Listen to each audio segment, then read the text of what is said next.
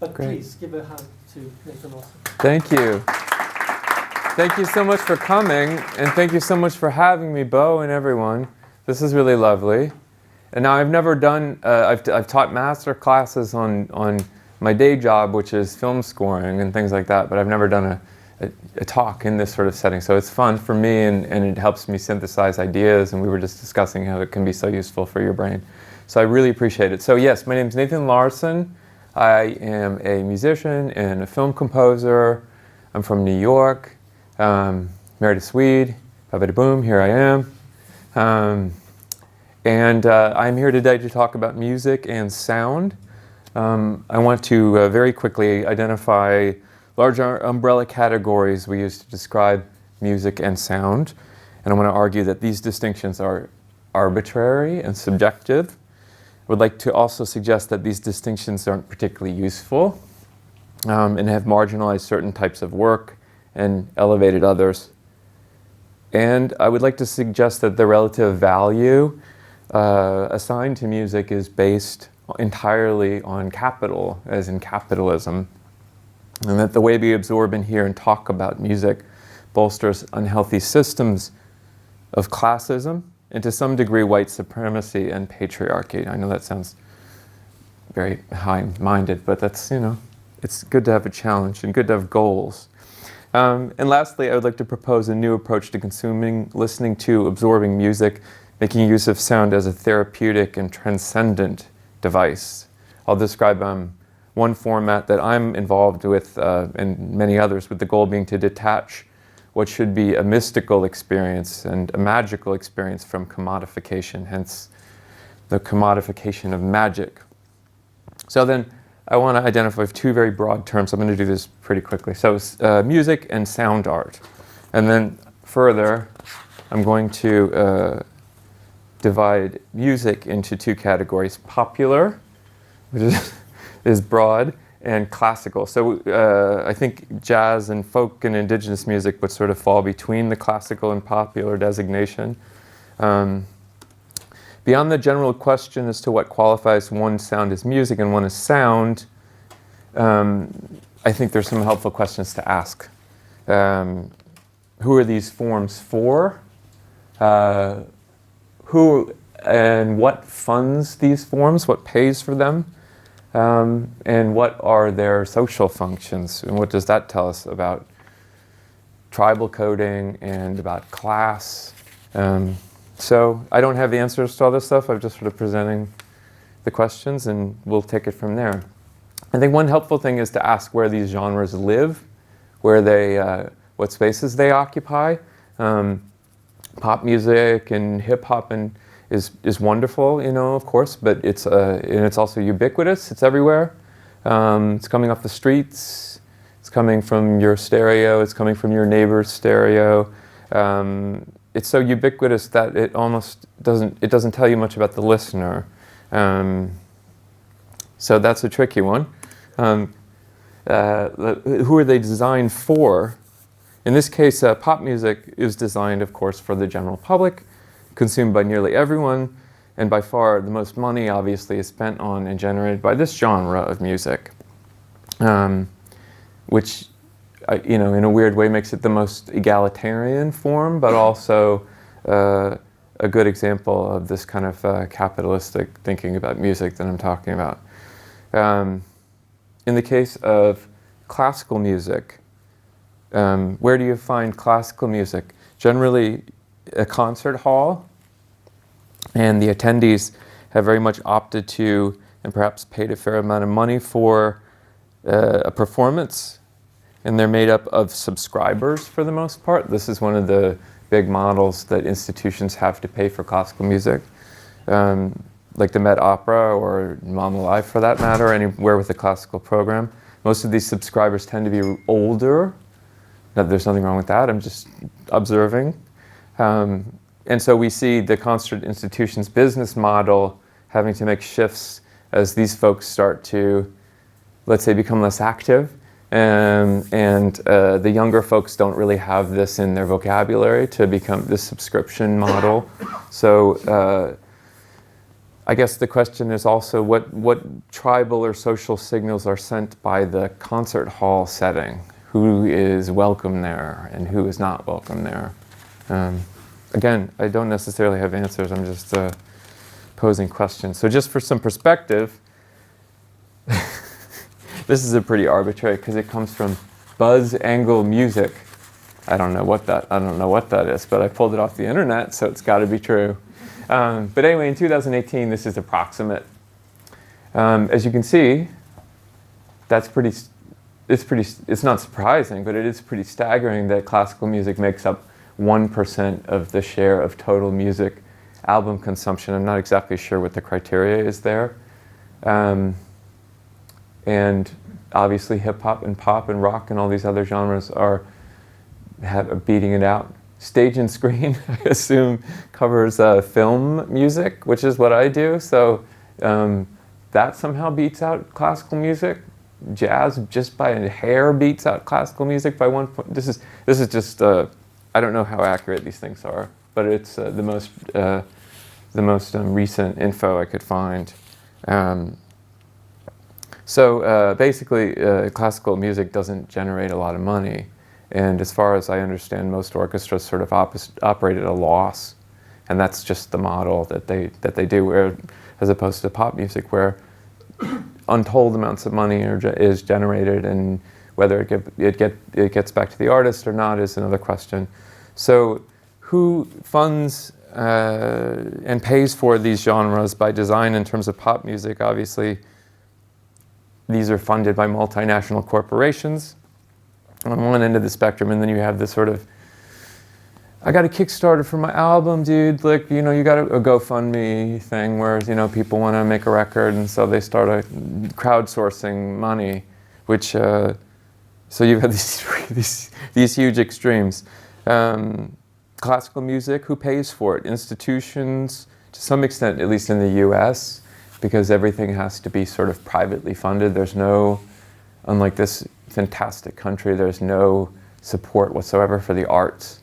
In fact, there's an open sort of hostility to the arts, as you can see with our current regime. They're pretty much hostile to everything that doesn't generate money immediately.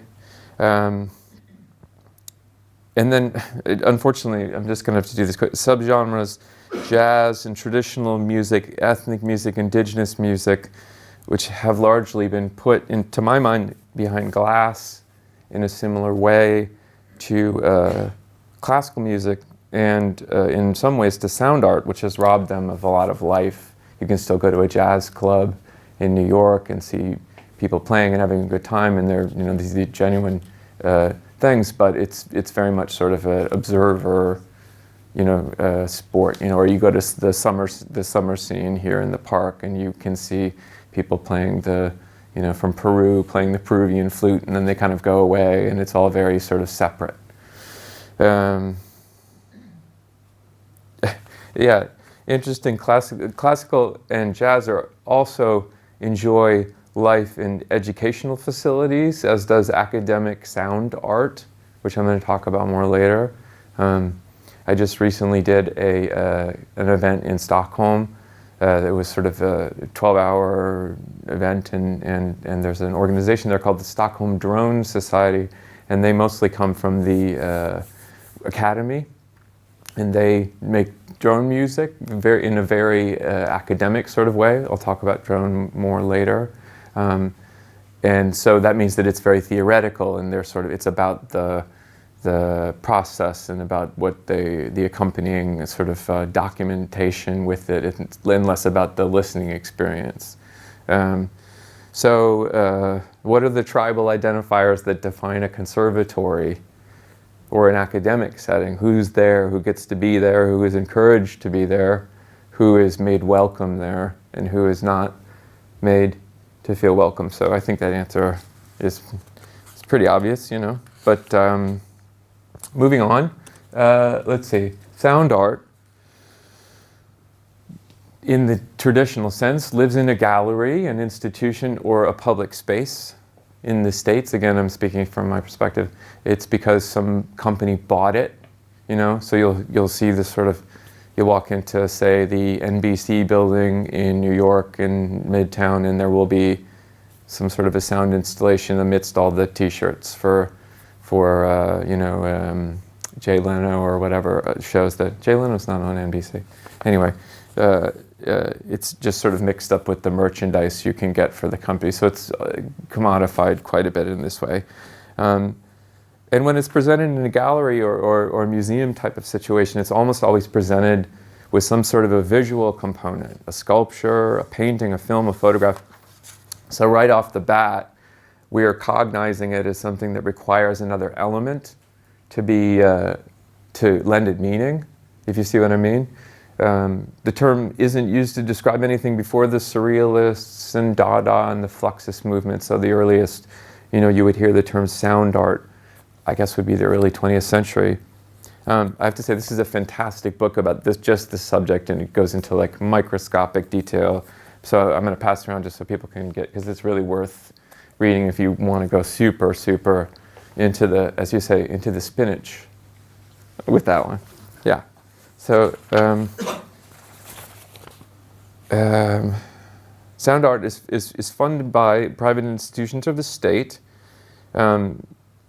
Now, as a person who has come, I'm a resident of Sweden, and I've been the beneficiary of getting money from the Swedish state to make art. It's amazing, but then there's, of course, whether it's funded by a corporation or funded by the state, because you're getting money from somewhere, that skews the end result no matter what, to some degree. There's always you always have some sort of accountability to these people, and you're always in the back of your mind if you're the creator. The creator is thinking, what is she going to do to make it the best possible product for these people who have given her the money. So whether or not you want to be uncompromising, that's always going to be an element. Who gets to go to galleries? In Sweden, a lot of the galleries are free. Some aren't. In the U.S., that's true too. So in that sense, anybody can come, and this is sort of one of these, I think, a little bit naive things that we particularly in Sweden, I've noticed, where there's this tendency to being like, well, if here it is, it's free, and you can just come and enjoy it if you want to. Why aren't folks from Rosengård coming to Malmö Live to watch Mahler or whatever? That's not free, but that's actually really expensive. That's a bad example. Or let's say going to the Konsthallen to see some sort of, they're not going because they probably don't know where it is or what it is. B, they probably don't have time because they're too busy grinding to make enough money to sort of, feed their families and kind of stay buoyant. And C, they would not feel comfortable in that environment. So they would walk in and not feel particularly welcome. That's my opinion, and I've observed it.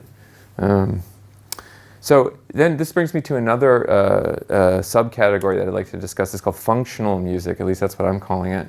In here, I'm going to just cram in a lot of stuff. I'm going to cram in film score music, which is what I do as my day job. I'm going to cram in spa, massage facility kind of music. I'm going to cram in commercial sound branding, like the Microsoft boot up sound, which was, by the way, made by Brian Eno, and he said it was the hardest thing he'd ever had to do, which I can imagine. Let me see. Jingles for commercials, etc. Sound branding is such a big thing. I've been asked to do this sometimes, and it is incredibly difficult when a company wants to have, even if it's just a bing or a boom, some sort of a sound designy type of tool. The difference between sound design and film score being sort of getting to be less and less. Sound design is sort of like what you hear when there's like a car that goes by and stuff, but it's become much more artful in modern filmmaking. And what I do in the sound designer, they become sort of the same thing. So I work with her frequently. In other words, let me see. Functional music is all about context and all about the situation that it's in, and it wouldn't make any sense outside of that, generally speaking, unless it's you're talking about film scores like Star Wars and big orchestral scores. that can exist on their own in this sort of neoclassical kind of sense, which is not really what I do. So I really try to do stuff that just is works with the picture, and I think about, I'm not thinking about it existing on its own as a thing in the world, independent of the film. Maybe some people have that skill. I don't have that skill. So I'd say in this area, functional music rivals pop music for our attention and for our brain space. It's probably the most demanding genre, and you can see it encompasses aspects of both music and sound art. This is truly a capitalistic sales element. It buffers up a product. It makes a paid experience more total. It assists in selling us some item or other. So here I'm getting to what I'm really interested in, which is if we're the least bit concerned with deploying all the tools and methods we have to access music in its truest form and to enhance our lives, we need to explore the psychological and spiritual value of music and sound.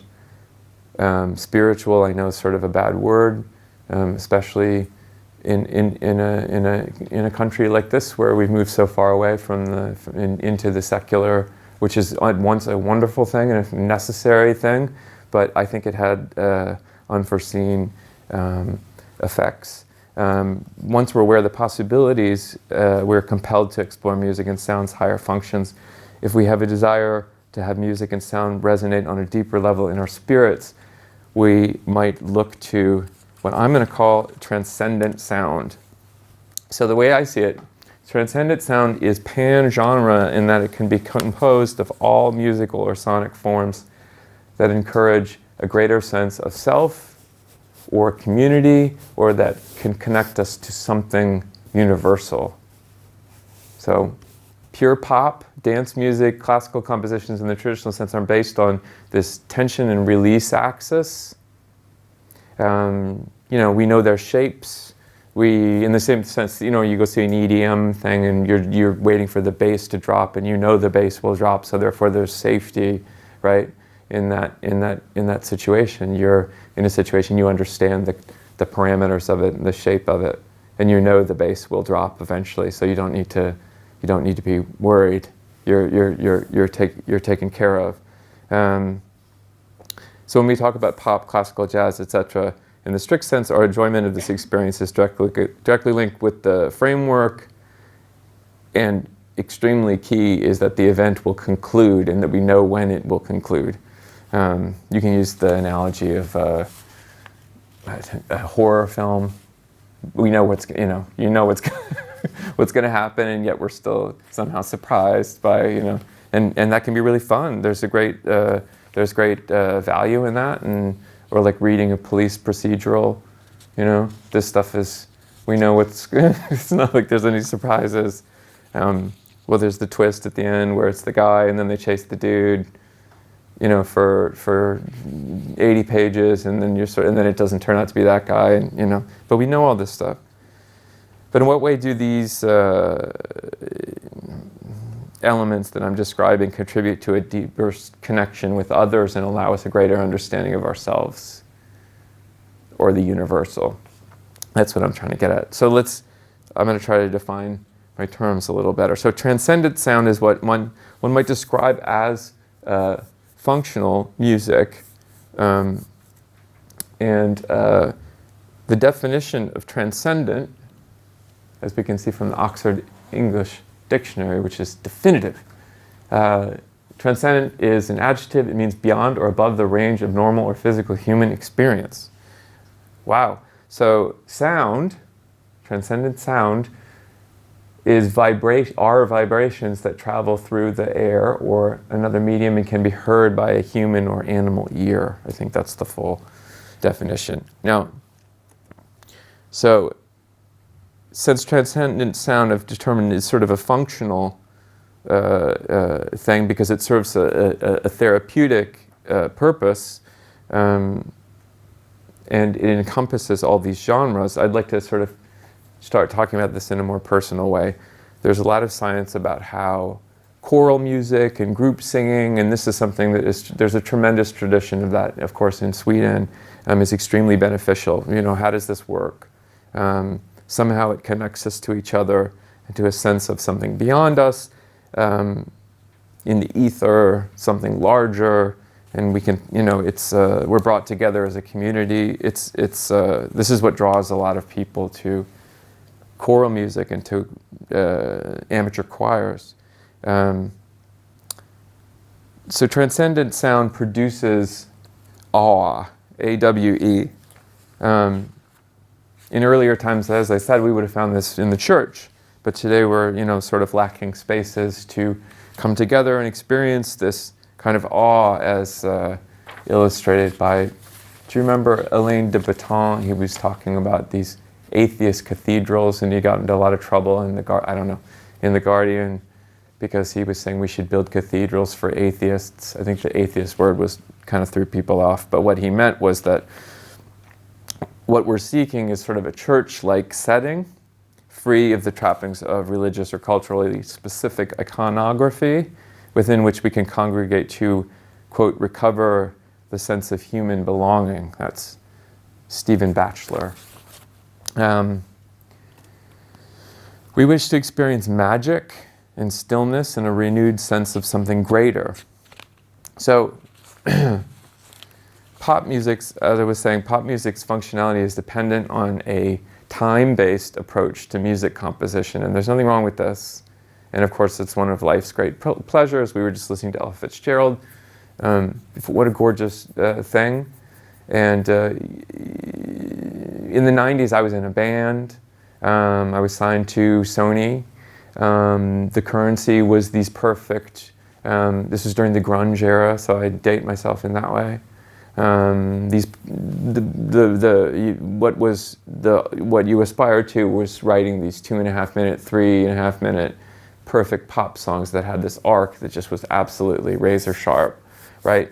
And the pressure that accompanied writing these songs was tremendous, and I have to say that I think it contributed to a lot of mental health within my peer group and bands that I knew and friends who have passed on, and I think that it's entirely possible that a few of them might still be alive had they not exposed themselves to this massive machine.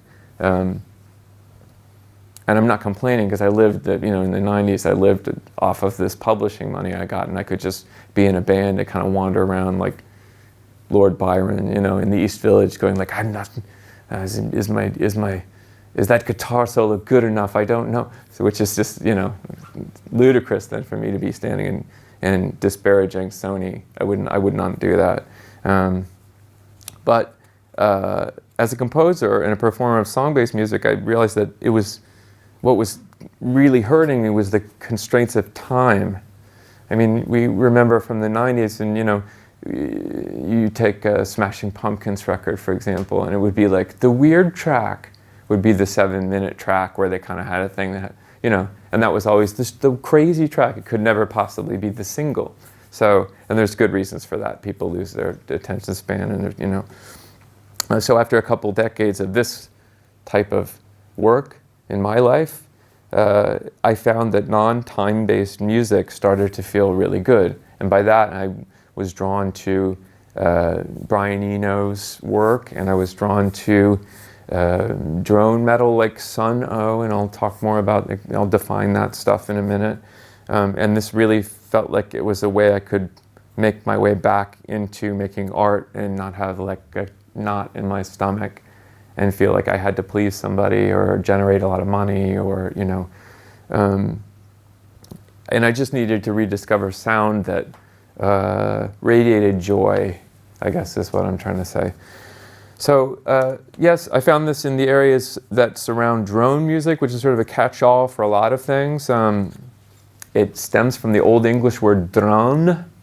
This is interesting, which means to hover, like a bee or a hummingbird, which is cool because it's a musical form that implies a sustained tone that just hovers, in the air, with no goal or, time, duration restrictions.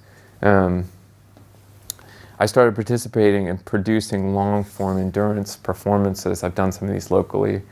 My old friend Melissa Oftenmauer, who herself had survived the 90s in bands like Hole and the Smashing Pumpkins, had the same instinct as I did, sort of at the same time. She bought this massive warehouse in upstate New York, and we started to do these 24-hour events. I was just at one, I think the 6th annual one, a couple weeks ago. They describe it as an all-encompassing immersive event featuring musicians and sound artists experimenting with sustained tones, creating a full 24 hours of unbroken sound. So it's seamless and there's no breaks, and you just sort of, people sleep there, and you know.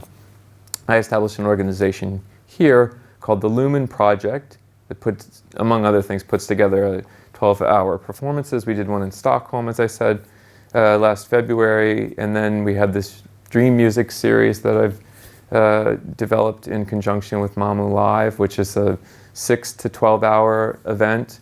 And in June, this will be, who knows, but in June we're going to do a 12-hour show in Beirut, in Lebanon.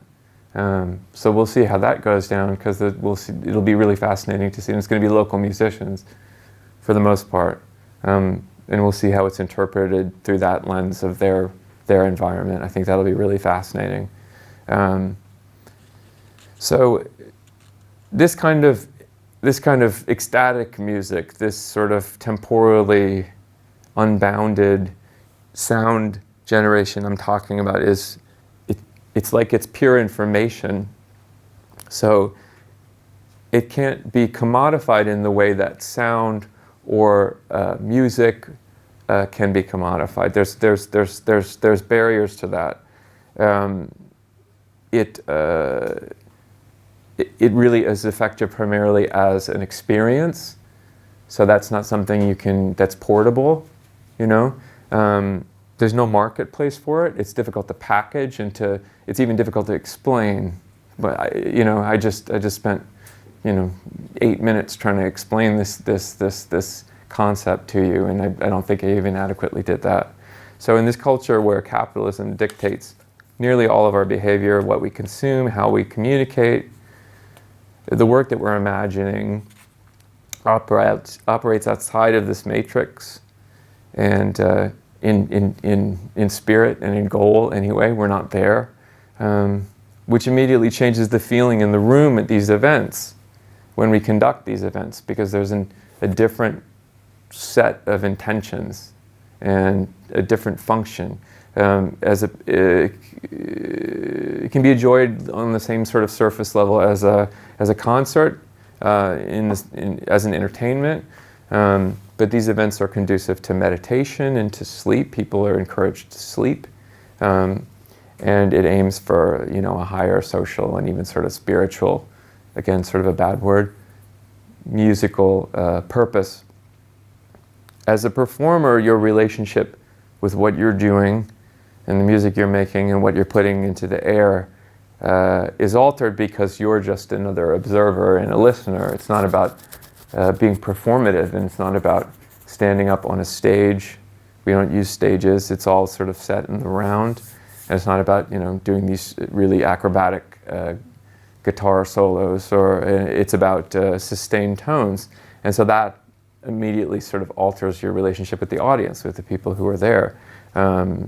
You're not the focus as the performer, which I think is really fantastic experience for people who've been in bands, or people who are classical musicians and have operated within the orchestral systems.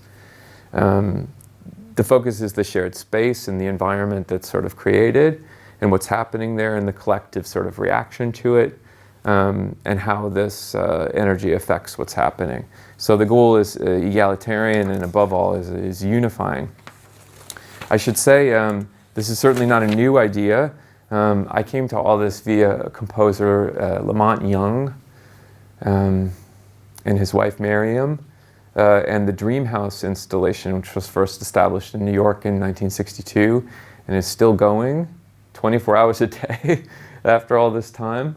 I could go on about this at great length, but essentially the Velvet Underground formed here. It's one of the most pivotal artworks, I think, in the city of New York that's still happening and going.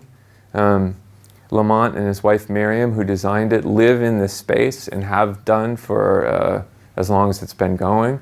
So they're doing this sort of experiment on their bodies, and I'll describe what it is. It's described sort of fancifully as a continuous frequency environment in sound and light. So the mechanics are simple. It's 2 or 3 sine wave generators. That's a really pure sort of electronic, very clean tone that are pumped through a super high volume PA into this loft space.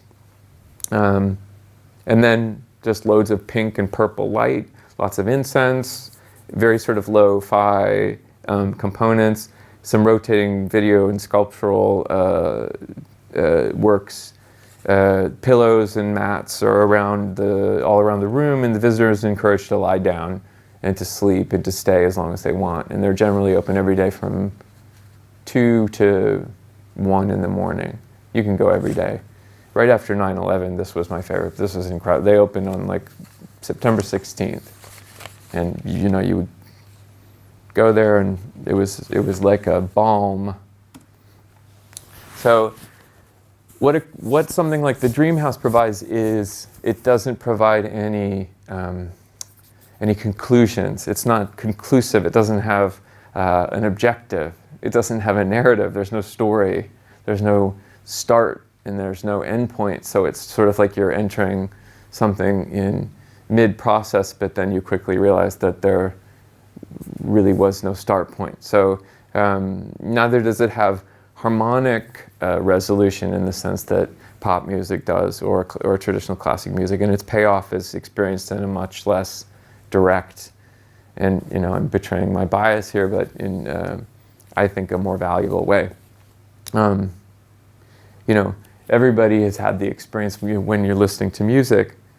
I hope you've had this experience where it's suddenly just you and the music and you as a listener are for a while the only things present in the room.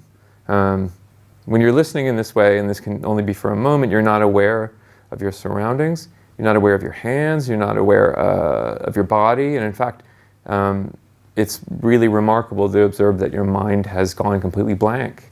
And this is maybe sort of a spooky experience for people, but I think it might be familiar.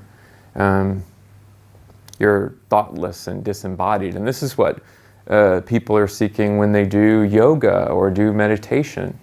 Not to get into that, but I'm going to have to.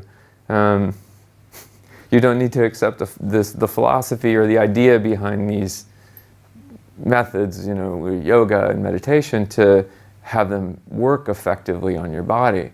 In the same sense that exercise or something will make you feel better, and then quite naturally, if you drink 2 bottles of wine by yourself, you're not going to necessarily feel better the next day. So the mechanics of these things don't really matter. They're sort of facts of the facts are the facts.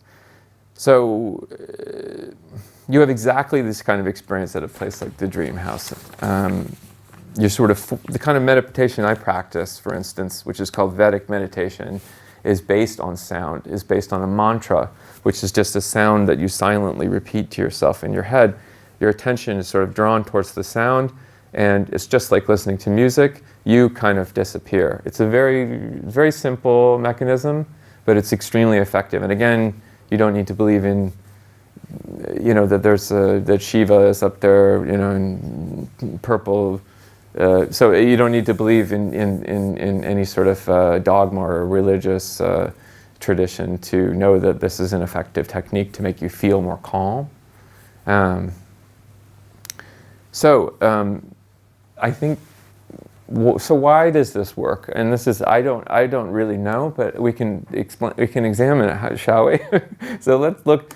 This is the definition of sound. Again, vibrations that travel through the air or another medium and can be heard by the human or animal ear. And so the components of sound are vibration, frequency, amplitude, which is like volume, and then timbre, depending on who you ask. These are the four components, which is like tone, color, or sort of tone texture, if you will. Now I think it's interesting to see what Tesla had to say about vibration and frequency. If you want to find the secrets of the universe, think in terms of energy, frequency, and vibration. And if you don't like Tesla, this is Einstein. We are slowed down sound and light waves. He's talking about human beings. A walking bundle of frequencies tuned into the cosmos. So what is frequency? We defined certain things about sound, but what is frequency? The rate per second of a vibration consisting of a wave, either in a material as in sound waves, that was my emphasis on the word sound, or in an electromagnetic field as in radio waves and light. Again, the Oxford English Dictionary.